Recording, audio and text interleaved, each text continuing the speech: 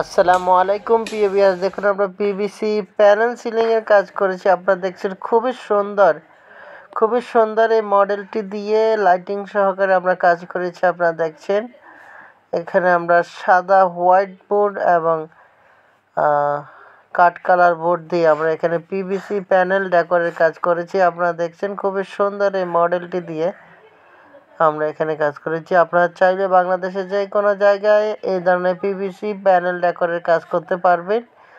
এই সিলিংটি জিপসামের মতো জিপসাম থেকে 10 গুণ বেশি শক্তিশালী এবং টেকসই।